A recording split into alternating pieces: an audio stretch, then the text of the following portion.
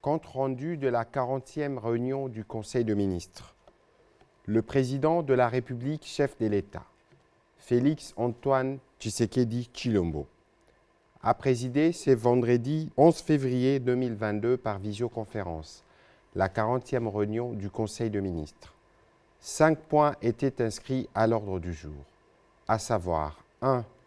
Communication du président de la République, chef de l'État. 2. Point d'information. 3. Approbation d'un relevé des décisions du Conseil de ministres. 4. Examen et adoption des dossiers. Et enfin 5. Examen et adoption des textes. Tout en poursuivant l'élan de la préparation du système LMD, le ministre de l'Enseignement supérieur et universitaire a été invité à procéder, dans un bref délai avec le concours de parties prenantes, à une évaluation minutieuse de l'état de ses préalables. Les ministres en charge de la recherche scientifique, de postes, téléphones et télécommunications, du numérique, des infrastructures et travaux publics, du budget et des finances, ont été invités chacun en ce qui le concerne à s'impliquer activement pour accompagner et soutenir le ministre de l'Enseignement supérieur et universitaire dans ses processus d'évaluation et de mise en œuvre recommandés. Un rapport de cette évaluation est attendu dans les prochains jours. La communication du président de la République, chef de l'État, a porté sur 5 points principaux, à savoir 1. De la réhabilitation du mausolée du feu premier président de la République, Joseph Kasavubu. Au regard de la dégradation continue du mausolée du premier président de notre République, Joseph Kasavubu, localisé à 17 km de la cité de Tchela, précisément dans le village Lukambambemba en province du Congo central, le président de la République a instruit le ministre d'État, ministre des Infrastructures et Travaux publics, en collaboration avec le gouverneur intérimaire de la province du Congo central, de réaliser les travaux nécessaires de génie civil pour la viabilisation et la sécurisation de ce site, qui constitue la dernière demeure de l'un de nos pères fondateurs et un lieu de recueillement et de tourisme historique. Dans cet esprit, le président de la République a souhaité que le gouvernement, à travers le ministère de la Culture, Arts et Patrimoine, entame des discussions avec la famille de l'illustre disparu en vue de la création d'un musée privé dédié à sa mémoire. Le dernier point de la communication du président de la République a porté sur le contrainte dans la mise en œuvre du projet PERS. Le président de la République a rappelé au Conseil que le projet d'équité et de renforcement du système éducatif, PERS en sigle, poursuit l'objectif de réduire les fardeaux de frais scolaires sur les foyers et améliorer l'accès à l'enseignement primaire et renforcer les systèmes éducatifs. Il est financé par la Banque mondiale et couvre 10 sur 26 provinces. Au regard des difficultés qu'il rencontre notamment par le manque de représentation des banques dans les zones indiquées, du coût supplémentaire que génère le recours palliatif aux messageries financières, le président de la République a chargé le ministre des Finances et celui de l'EPST de régler cette question en urgence en vue de garantir la bonne exécution aux besoins en réorientant la domiciliation de ressources du projet PERS auprès des institutions qui réunissent les critères de couverture géographique du pays. Il a conclu son propos en exigeant un rapport circonstancié dans les jours qui viennent. Le deuxième point de la communication du président de la République a porté sur la réforme de licence, master et doctorat dans l'enseignement supérieur, communément appelé LMD. Saluant la pertinence des réformes annoncées dans le cadre des résolutions des États généraux de l'enseignement supérieur et universitaire, le président de la République a évoqué quelques contraintes relatives à la mise en œuvre progressive du système LMD. La généralisation de ces systèmes nécessite que soient réunis certains préalables incontournables en termes de textes réglementaires, de renforcement de capacité des ressources humaines et des infrastructures, afin de garantir l'efficacité attendue, aussi bien du personnel enseignant et administratif que des étudiants, principaux bénéficiaires de cette réforme. À son tour, le ministre du Commerce extérieur a présenté au Conseil le contenu de 2 projets d'ordonnance loi Il s'agit d'abord du projet d'ordonnance loi autorisant la ratification de l'accord commercial bilatéral entre la République démocratique du Congo et la République de Zambie signé le 6 août 2015. Il se justifie par la nécessité d'une intensification coordonnée des relations commerciales entre nos deux pays en vue de contribuer à leur développement économique respectif et à la consolidation de la zone de libre-échange tripartite COMESA, EAC, SADC. Ensuite, le projet d'ordonnance loi autorisant la ratification de l'accord commercial entre le gouvernement de la République d'Angola et le gouvernement de la République démocratique du Congo, signé le 29 octobre 2021. La mise en œuvre de cet accord vise l'intensification et la diversification des relations commerciales dans les buts de stimuler leur croissance respective, de développer leur secteur privé commun et de promouvoir la promotion commerciale entre les deux pays. Après débat et délibération, ces deux projets d'ordonnance loi ont aussi été adoptés par le Conseil des ministres. Commencé à 13 h, la réunion du Conseil des ministres a pris fin à 17 h. Je vous remercie.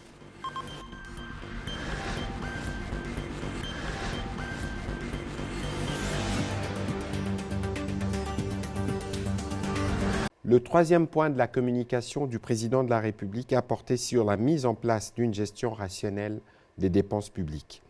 Considérant d'énormes attentes de nos populations et l'urgence d'y répondre, le président de la République a recommandé dans le cadre de l'exercice du budget pour l'exercice 2022 les respects des engagements des dépenses en fonction des allocations budgétaires prévues et disponibles.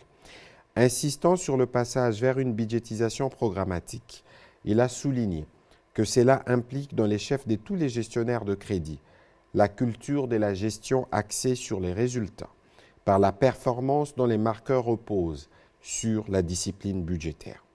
Cette dernière devrait être caractérisée dans la programmation des dépenses publiques par les principes d'efficacité et d'efficience qu'encadre le plan d'engagement budgétaire ainsi que le plan des trésoreries.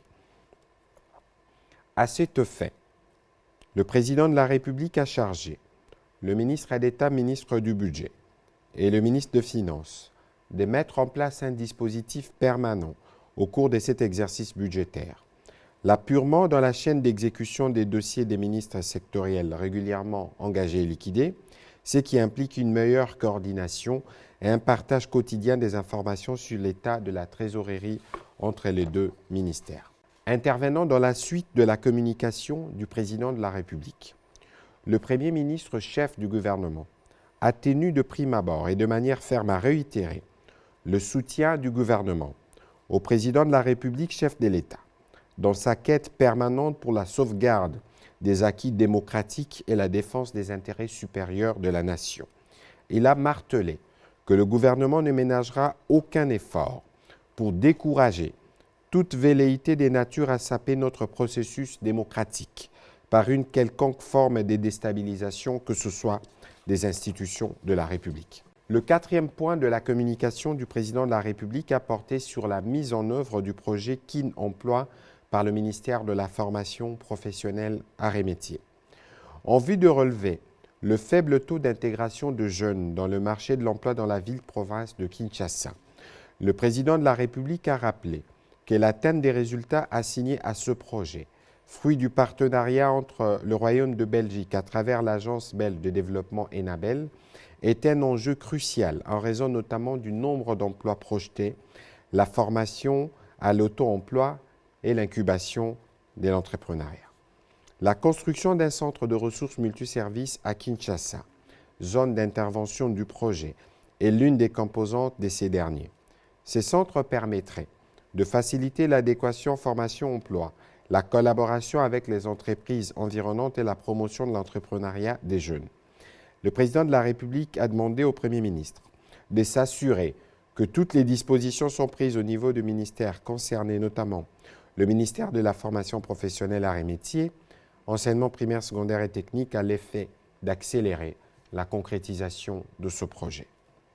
Au chapitre 2 du Conseil des ministres de ce jour, point 1. État et administration du territoire. L'état du territoire national, présenté par le vice-premier ministre, ministre de l'Intérieur, décentralisation, sécurité, affaires coutumières, reste généralement calme sur toute l'étendue du pays, en dépit des cas d'insécurité enregistrés dans la partie Est où se poursuivent les opérations militaires dans le cadre de l'état de siège. La police nationale congolaise poursuit également les opérations de lutte contre toute forme de criminalité dans les milieux urbains.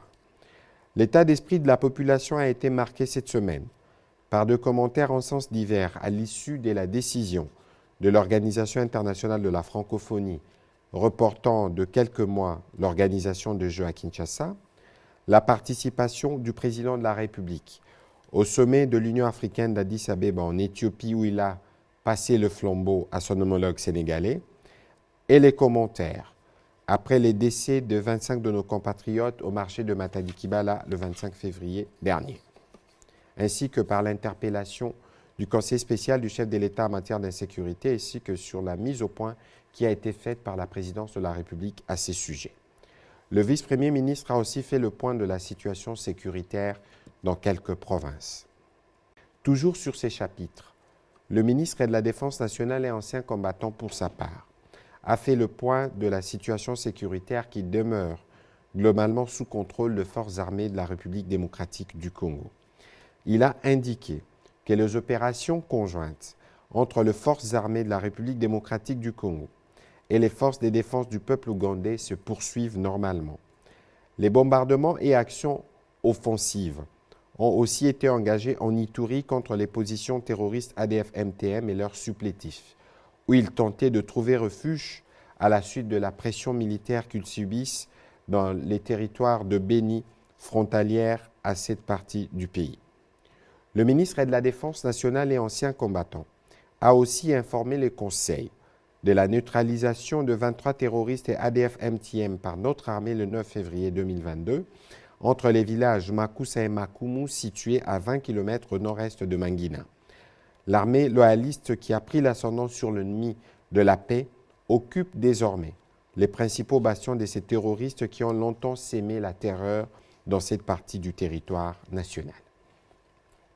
Le Premier ministre chef du gouvernement a aussi saisi cette occasion pour rendre un vibrant hommage au président de la République chef de l'État pour le travail abattu avec brio durant son mandat à la tête de l'Union africaine qui s'est terminé le 5 février 2022 avec le passage au flambeau à son homologue du Sénégal et sa désignation à l'unanimité en tant que champion africain contre la violence faite aux femmes et aux jeunes filles.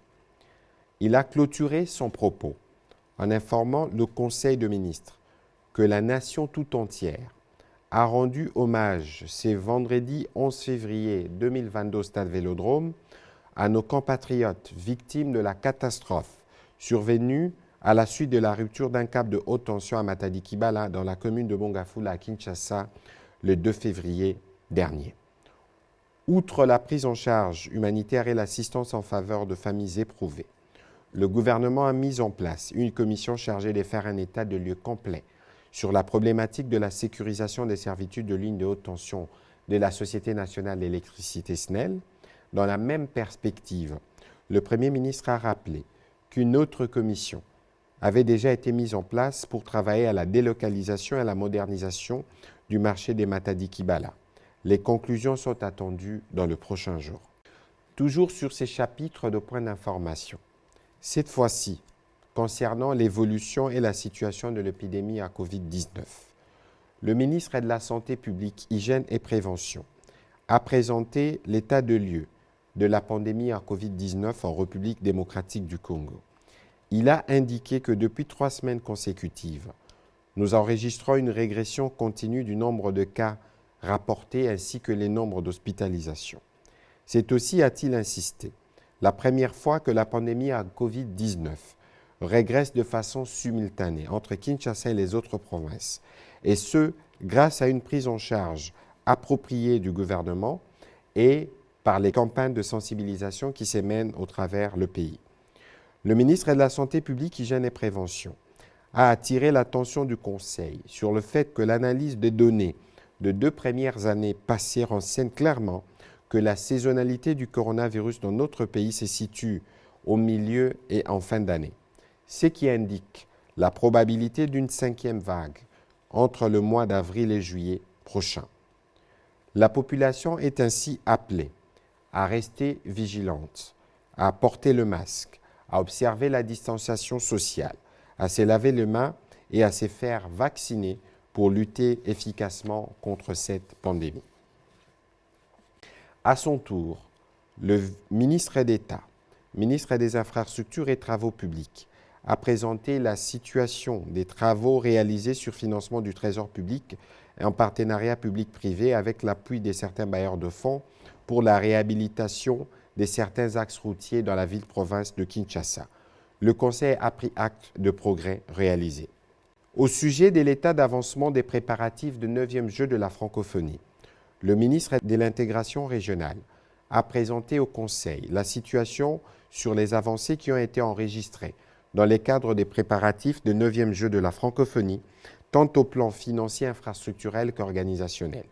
Il a aussi rendu compte de la réunion du Conseil permanent qui s'est tenue par visioconférence le 8 février 2022 et qui a décidé du report de 9e Jeux à Kinshasa pour le mois de juillet 2023. Le ministre de l'Intégration régionale a souligné que ces reports n'est nullement objet ni de manque de capacité organisationnelle, encore moins de la volonté politique des autorités congolaises. Il est plutôt motivé par les soucis d'améliorer davantage les conditions d'organisation. Ces moments doivent être mis à profit, notamment pour une meilleure préparation de nos athlètes qui doivent compétir et remporter de titres à l'occasion de cette compétition. Au chapitre 3, relatif à l'approbation d'un relevé des décisions du Conseil de ministres, le Conseil de ministres a adopté le relevé des décisions prises lors de sa 39e réunion tenue le vendredi 4 février 2022 dernier. À son tour, le ministre de la Solidarité a présenté au gouvernement le programme d'urgence intégré des développements communautaires.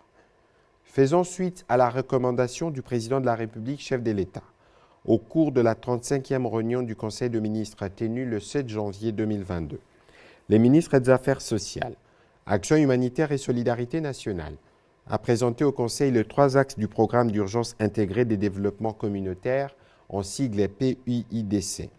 Il s'agit respectivement de l'appui à l'industrialisation de proximité, des filières à grand potentiel d'amélioration de moyens d'existence à la base, l'appui à la création d'une masse critique de compétences de jeunes à travers le développement des métiers innovants, et enfin, l'appui à la gouvernance communautaire. Visant l'amélioration des conditions de vie de population dans les 26 provinces, particulièrement au niveau des entités territoriales décentralisées ET2, le programme d'urgence intégré des développements communautaires a été validé le 30 décembre 2021 par le partie prenante, réuni dans un atelier qui s'est tenu à Kinshasa, et l'approche programmatique approuvée prévoit une mise en œuvre par phase. En ce qui concerne la première phase, le ministre des Affaires sociales, Action humanitaire et Solidarité nationale a indiqué que certains partenaires ont déjà manifesté leurs engagements pour son financement estimé à 1,8 milliard de dollars américains. En vue de confirmer les engagements de ces partenaires et d'assurer la mobilisation effective du financement de cette première phase, en vue de déclencher la mise en œuvre rapide du programme conformément à la vision du président de la République, chef de l'État, une conférence internationale est annoncée pour ce premier trimestre de l'année 2022 avec les financements déjà rendus disponibles par la Banque africaine de développement. Le Conseil a pris acte de sa note d'information. Au 4e point, inscrit à l'ordre du jour du Conseil de ministres de ce vendredi, relatif à l'examen et à l'adoption des dossiers. 3 dossiers ont été soumis à l'approbation du Conseil. Le premier portant sur l'état des lieux sur les érosions en République démocratique du Congo. Le ministre d'État, ministre des Infrastructures et Travaux publics, a présenté au Conseil la situation globale des érosions à travers le pays, partant des causes qui sont d'origine naturelle ou découlant de l'intervention humaine. Il a été mis en exergue les risques entraînés par les érosions, les cas critiques de Kinshasa et dans l'espace Kasaï récemment visité par le président de la République. Pour le cas de la ville-province de Kinshasa, les solutions passent notamment par le redimensionnement du système de drainage, la construction d'ouvrages appropriés, les financements de travaux de lutte anti-érosive, là où les érosions se développent afin de protéger les bâtisses menacées des destructions. Pour beaucoup de villes à l'intérieur du pays, il a été préconisé le lancement des études pour la construction des systèmes de drainage en tenant compte des bassins versants pour dimensionner les ouvrages requis. Par-dessus tout, les futurs lotissements devraient intégrer l'importante question de la gestion des eaux par une viabilisation préalable des espaces concernés. Considérant qu'aucune province n'a des moyens en propre pour faire face à ces fléaux, le ministre d'État, ministre des Infrastructures et des Travaux publics, a attiré l'attention du Conseil sur la nécessité d'en faire une question gouvernementale. L'objectif étant de décider des ressources allouées à cette action d'envergure et de leur programmation dans le temps afin d'obtenir des résultats satisfaisants et mieux protéger nos populations de ces dangers.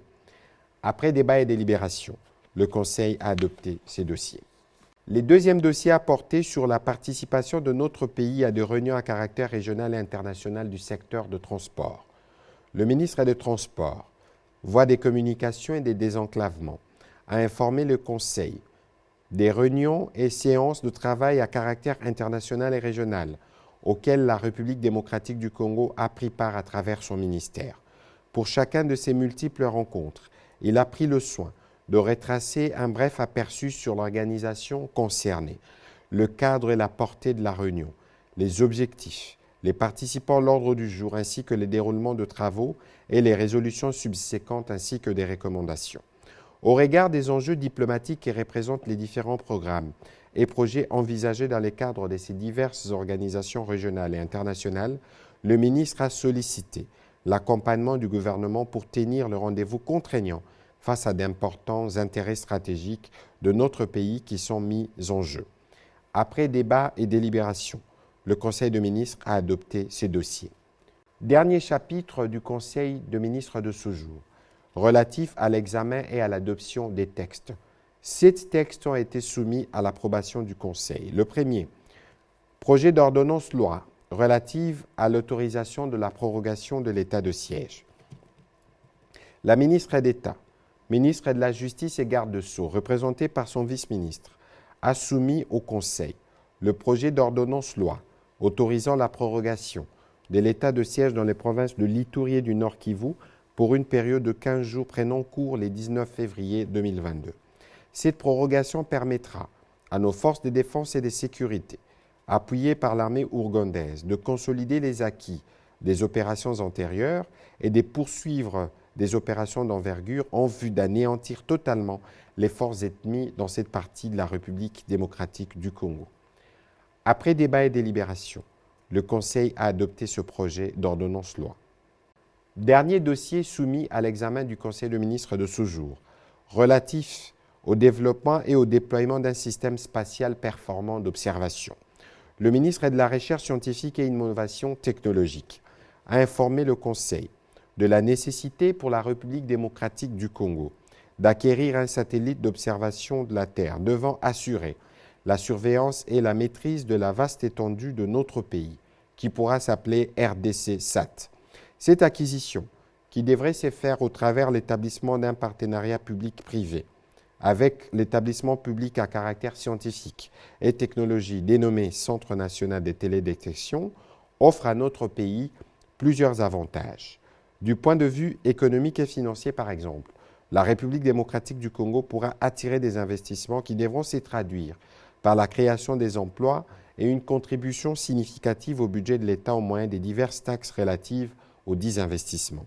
Sur le plan sécuritaire, RDC-SAT aidera notre pays dans la gestion efficiente de ses frontières, particulièrement celle de la partie Est qui est confrontée à des forces négatives de tous bords et ce depuis plusieurs années. Le ministre de la Recherche scientifique et innovation technologique a aussi présenté au Conseil le projet de partenariat avec une structure internationale réputée qui permettra la concrétisation de ce projet. Après débat et délibération, ce dossier a été adopté par le Conseil des ministres.